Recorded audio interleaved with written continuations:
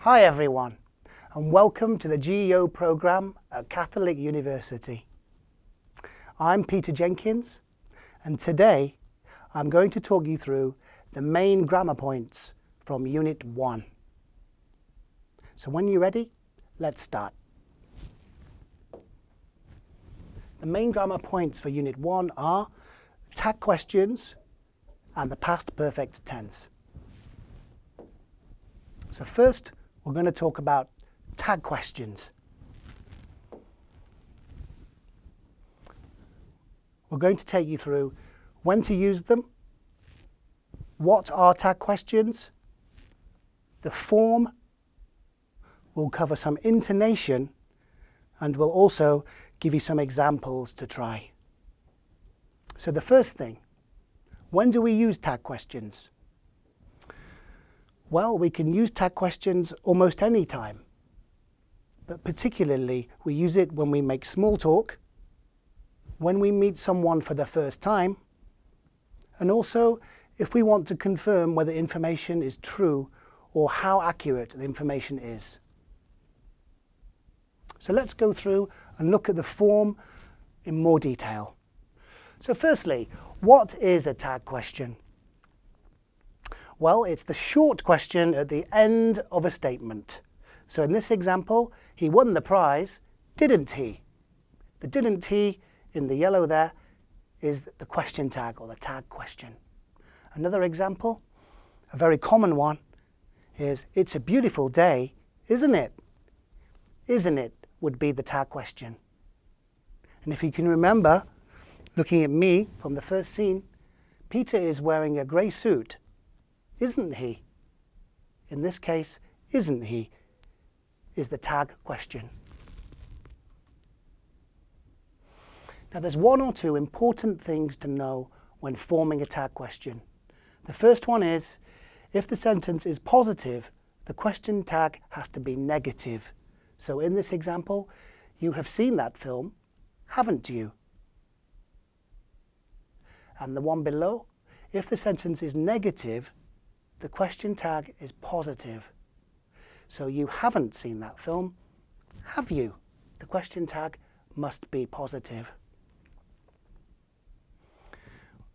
One other thing to note is that if the sentence contains a negative word, like never, barely, hardly, words like that,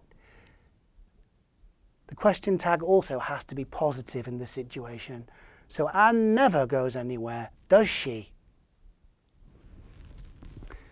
Moving on with the form, the other important thing to know is the use of the auxiliary verb and the pronoun. So if there is an auxiliary verb, like here, then we would form the tag question like this. I shouldn't laugh, should I? And Sarah was winning, wasn't she?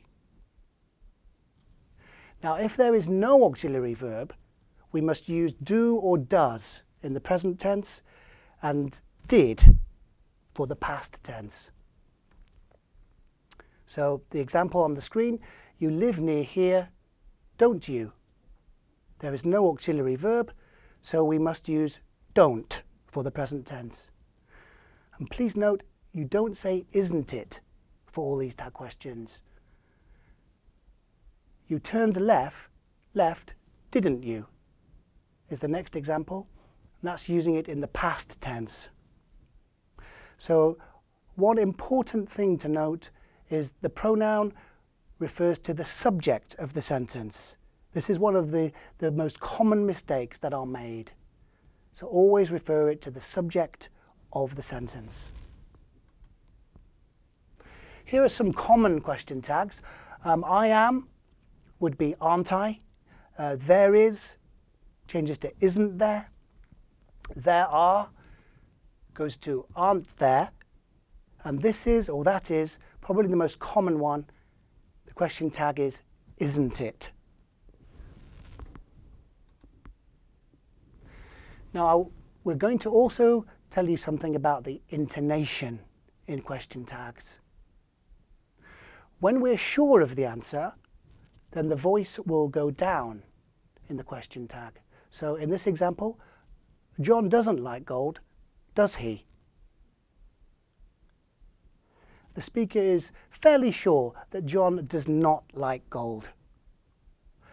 And when we are not so sure of the answer, the voice or the intonation at the end in the tag question goes up. So in this example, they left for Milan, didn't they? We're not sure completely if they left for Milan. Practice that at home just to get a feel of how to form those question tags with the intonation. And when you've finished that, here are some examples on the screen for you. See if you can get these correct, these examples, these statements. See if you can form the question tag correctly. So pause the screen now and see if you can guess which is the correct or form the correct question tag.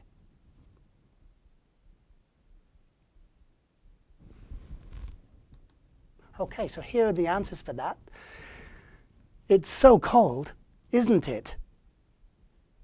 You see, the isn't refers to the it is.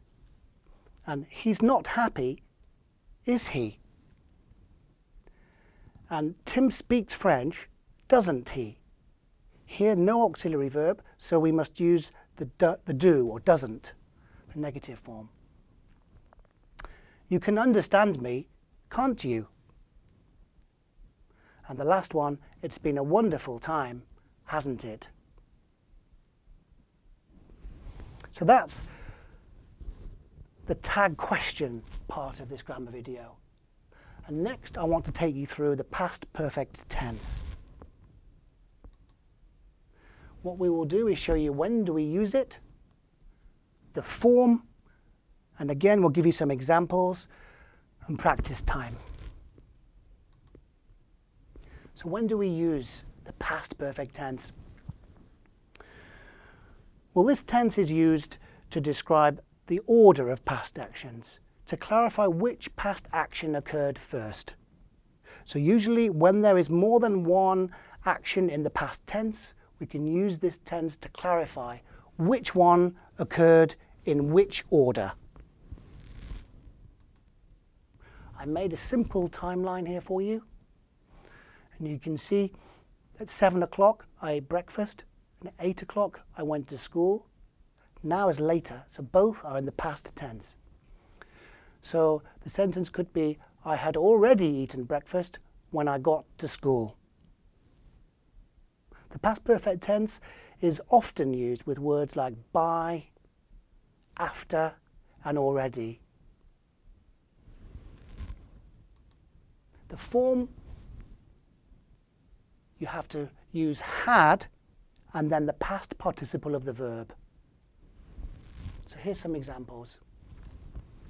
When I woke up this morning, my roommate had left already. The second one, after I had eaten my dinner, I went to see a movie. And the third one, before I arrived at the theatre, the movie had already begun. You see, you can change the position of already in the sentence, and it still has the same meaning.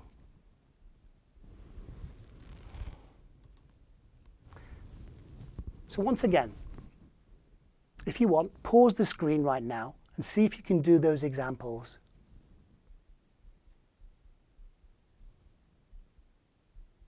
Okay, so let's see the answers. So here are the answers. They had eaten before he arrived. Had you finished the report before he asked for it? Jennifer had bought the house before the market crashed. What had she done that upset him so much? And our boss had not made the decision yet when the management changed their mind. Okay, so that concludes the grammar video for Unit 1. If you want more information, please visit our website at www.geocuk.com. There you can get some more news about what's happening at Catholic University. Also, you can visit our Facebook site or Twitter, and also you can download our GEO app. So thank you for watching, and we look forward to seeing you in Unit 2. Bye for now.